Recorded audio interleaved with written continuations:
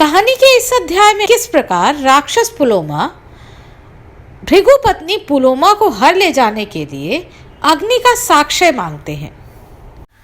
पिछले अध्याय में हमने जाना कि किस प्रकार उत्तंक ने गुरु पत्नी के कहने पर रानी के कुंडल दान में मांगे तथा मार्ग में किस प्रकार तक्षक ने उनका हरण किया और उन्हें नागलोक में ले गए। नागलोक से उत्तंक ने किस प्रकार पुनः इंद्र की सहायता से उन कुंडलों को प्राप्त किया एवं क्रोधवश उन्होंने जन्मेजय को किस प्रकार सर्प यज्ञ के लिए उद्वत किया। पौलम पर्व। नैमिषारण्य में कुलपति शौनक के 12 वर्षों तक चलने वाले सत्र में उपस्थित महर्षियों के समीप एक दिन लोमहर्षण पुत्र सूतनंदन उग्रश्रवा आए। वे पुराणों की कथा कहने में कुशल थे। वे पुराणों के ज्ञाता थे। उन्होंने पुराण विद्या में बहुत परिश्रम किया था। वह नैमिषारण्यवासी महर्षियों से हाथ जोड़कर बोले, पूज्यपाद महर्षिगण, आप लोग क्या सुनना चाहते हैं? मैं किस प्रसंग पर बोलूं? तब ऋषियों ने उनसे कहा, लोमहर्षण जी, हम आपको उत्तम प्रसंग बतलाएंगे और कथा प्रसंग प्रारंभ होने पर सुनने की इच्छा रखने वाले हम लोगों के समक्ष आप बहुत सी कथाएं कहेंगे। किंतु पूज्यपाद कुलपति भगवान शौनक अभी अग्नि की उपासना में संलग्न है।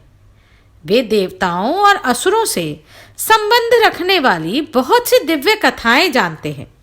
मनुष्यों, नागों तथा गंधर्वों की कथाओं से भी वे सर्वथा परिचित हैं। सूतनंदन, वे विद्वान कुलपति विप्रवर शौनक जी भी इस यज्ञ में उपस्थित हैं।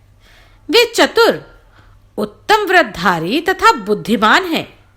शास्त्र अर्थात श्रुति, स्मृति, इतिहास और पुराण तथा आरण्यक अर्थात बृहदारण्यक आदि के वे आचार्य ही हैं। वे सदा सत्य बोलने वाले, मन और इंद्रियों के संयम में तत्पर, तपस्वी और नियम पूर्वक व्रत को निभाने वाले हैं। वे हम सब लोगों के लिए सम्माननीय हैं। अतः जब तक उनका आना न हो तब तक प्रतीक्षा करें। गुरुदेव शौनक जब यहाँ उत्तम आसन पर विराजमान हो जाएंगे तब आप, वे द्विजश्रेष्ठ, आपसे जो कुछ भी पूछें उसी प्रसंग को लेकर आप कहिएगा। उग्रश्रवा जी ने कहा, एवमस्तु, ऐसा ही होगा। गुरुदेव महात्मा शौनक जी के बैठ जाने पर उन्हीं के पूछने के अनुसार मैं नाना प्रकार की पुण्यदायिनी कथा कहूंगा। तदनंतर विप्र शिरोमणि शौनक जी क्रमशः सब कार्यों का विधि पूर्वक संपादन करके वैदिक स्तुतियों द्वारा देवताओं को और जल की अंजलि द्वारा पितरों को तृप्त करने के पश्चात उस स्थान पर आए जहां उत्तम व्रतधारी सिद्ध ब्रह्मर्षिगण यज्ञ मंडप में सूत जी को आगे विराजमान करके सुखपूर्वक बैठे थे। ऋत्वजों और सदस्यों के बैठ जाने पर कुलपति शौनक जी भी वहां बैठे और इस प्रकार बोले। शौनक ने कहा, तात लोमहर्षण कुमार, पूर्व काल में आपके पिता ने सब पुराणों का अध्ययन किया था। क्या आपने भी उन सब का अध्ययन किया है? पुराण में दिव्य कथाएं वर्णित हैं। परम बुद्धिमान राजश्रियों ब्रह्मऋषियों के वंशादि भी बताए गए हैं, जिनको पहले हमने आपके पिता के मुख से सुना है। उनमें से प्रथम तो मैं भृगुवंश का ही वर्णन सुनना चाहता हूं। अतः आप इसी से संबंध रखने वाली कथा कहिए। हम सब लोग आपकी कथा सुनने के लिए सर्वथा उद्यत हैं। सूतपुत्र उग्रश्रवा ने कहा, भृगुनंदन, वैशंपायन आदि श्रेष्ठ ब्राह्मणों और महात्मा द्विजवरों ने पूर्व काल में जो पुराण भलीभांति पढ़ा था और उन विद्वानों ने जिस प्रकार पुराणों का वर्णन किया है वह सब मुझे ज्ञात है। मेरे पिता ने जिस पुराण विद्या का भलीभांति अध्ययन किया था वह सब मैंने उन्हीं के मुख से पढ़ी और सुनी है। भृगुनंदन, आप पहले उस सर्वश्रेष्ठ भृगुवंश का वर्णन सुनिए जो देवता, इंद्र, ऋषि और मरुदगणों से पूजित हैं। महामुने, आपके इस अत्यंत दिव्य भार्गव वंश का परिचय देता हूं। यह परिचय अद्भुत एवं युक्ति युक्त तो होगा ही, पुराणों के आश्रय से भी संयुक्त होगा।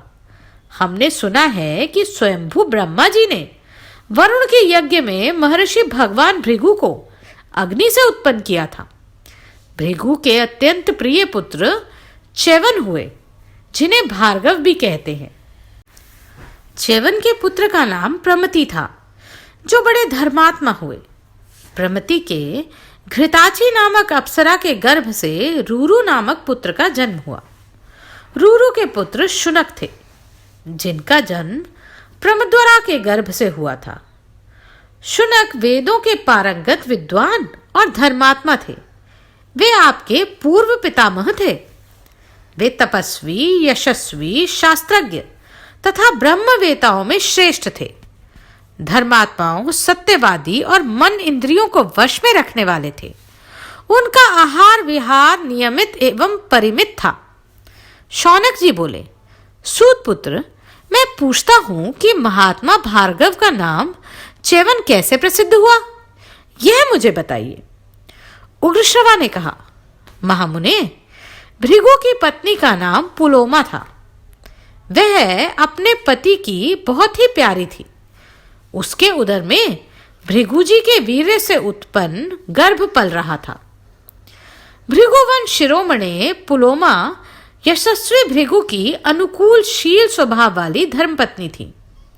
उसकी कुक्षी में उस गर्भ के प्रकट होने पर एक समय धर्मात्माओं में श्रेष्ठ भृगु जी स्नान करने के लिए आश्रम से बाहर निकले।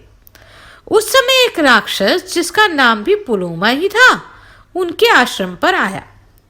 आश्रम में प्रवेश करते ही उसकी दृष्टि महर्षि भृगु की पतिव्रता पत्नी पर पड़ी और वह कामदेव के वशीभूत हो अपनी सुध-बुध खो बैठा। सुंदरी पुलोमा ने उस राक्षस को अभ्यागत अतिथि मानकर वन के फलमूल आदि से उसका सत्कार करने के लिए उसे न्योता दिया। ब्राह्मण, वह राक्षस काम से पीड़ित हो रहा था। उस समय उसने वहां पुलोमा को अकेली देख बड़े हर्ष का अनुभव किया, क्योंकि वह सती साध्वी पुलोमा को हर ले जाना चाहता था। मन में उस शुभ लक्षणा सती के अपहरण की इच्छा रखकर वह प्रसन्नता से फूल उठा और मन ही मन बोला, मेरा तो काम बन गया। पवित्र मुस्कान वाली पुलोमा को पहले उस पुलोमा नामक राक्षस ने वरण किया था, किंतु पीछे उसके पिता ने शास्त्र विधि के अनुसार महर्षि भृगु के साथ उसका विवाह कर दिया। भृगुनंदन, उसके पिता का वह अपराध राक्षस के हृदय में सदा कांटे सा कसकता रहता था। यही अच्छा मौका है, ऐसा विचार कर उसने उस समय पुलोमा को हर ले जाने का पक्का निश्चय कर लिया। इतने ही में राक्षस ने देखा अग्निहोत्र गृह में अग्निदेव प्रज्वलित हो रहे हैं। तब पुलोमा ने उस समय उस प्रज्वलित पावक से पूछा, अग्निदेव, मैं सत्य की शपथ लेकर पूछता हूं, बताओ ये किसकी पत्नी है? पावक, तुम देवताओं के मुख हो, अतः मेरे पूछने पर ठीक ठीक बताओ। पहले तो मैंने ही सुंदरी को अपनी पत्नी बनाने के लिए वरण किया था। बाल्यावस्था में पुलोमा रो रही थी। उसके रुदन की निवृत्ति के लिए पिता ने डराते हुए कहा, रे राक्षस, तू इसे पकड़ ले। घर में पुलोमा राक्षस पहले ही छिपा हुआ था। उसने मन ही मन उसका वरण कर लिया। यह मेरी पत्नी है। बात केवल इतनी ही थी। इसका अभिप्राय यह है कि हंसी खेल में यह बात हुई थी। यह डांटने डपटने के लिए बालकों से ऐसी बात कहनी नहीं चाहिए। राक्षस का नाम भी नहीं रखना चाहिए। किंतु बाद में असत्य व्यवहार करने वाले इसके पिता ने भृगु के साथ इसका विवाह कर दिया। यदि यह एकांत में मिली हुई सुंदरी भृगु की भार्या है तो वैसी बात सच सच बता दो, क्योंकि मैं इसे इस आश्रम से हर ले जाना चाहता हूं। वह क्रोध आज मेरे हृदय को दग्ध सा रहा है। इस सुमध्यमा को, जो पहले मेरी भार्या थी, भृगु ने अन्यायपूर्वक हड़प लिया। उग्रश्रवा जी कहते हैं, इस प्रकार वह राक्षस भृगु की पत्नी के प्रति यह मेरी है या भृगु की, ऐसा संशय रखते हुए प्रज्वलित अग्नि को संबोधित करके बार बार पूछने लगा, अग्निदेव, तुम सदा सब प्राणियों के भीतर निवास करते हो। सर्वज्ञ अग्ने, तुम पुण्य और पाप के विषय में साक्षी की भांति स्थित रहते हो, अतः सच्ची बात बताओ। असत्य बर्ताव करने वाले भृगु ने, जो पहले मेरी ही थी, उस भार्या का अपहरण किया। यदि यह वही है तो वैसी बात ठीक ठीक बता दो। सर्वज्ञ अग्निदेव, तुम्हारे मुख से सब बातें सुनकर मैं भृगु की इस भार्या को तुम्हारे देखते देखते इस आश्रम से हर ले जाऊंगा, इसलिए मुझसे सच्ची बात कहो। उग्रश्रवा जी कहते हैं, राक्षस की यह बात सुनकर ज्वालामयी 7 जीभा वाले अग्निदेव बहुत दुखी हुए। एक और वे झूठ से डरते थे और दूसरी ओर भृगु के शाप से, अतः धीरे से बोले। अग्निदेव बोले, दानव नंदन, इसमें संदेह नहीं है कि पहले तुम्ही ने इस पुलोमा का वर्ण किया था, किंतु विधि पूर्वक मंत्रोच्चारण करते हुए इसके साथ तुमने विवाह नहीं किया था। पिता ने तो यह यशस्विनी पुलोमा भृगु को ही दी है। तुम्हारे वर्ण करने पर भी इसके महायशस्वी पिता तुम्हारे हाथ में इसे इसलिए नहीं देते थे कि उनके मन में तुमसे श्रेष्ठ वर मिल जाने का लोभ था। दानव, तदनंतर महर्षि भृगु ने मुझे साक्षी बनाकर वेदोक्त क्रिया द्वारा विधि पूर्वक इसका पाणी ग्रहण किया था। यह वही है, ऐसा मैं जानता हूं। इस विषय में मैं झूठ नहीं बोल सकता। दानव श्रेष्ठ, लोक में असत्य की कभी पूजा नहीं होती।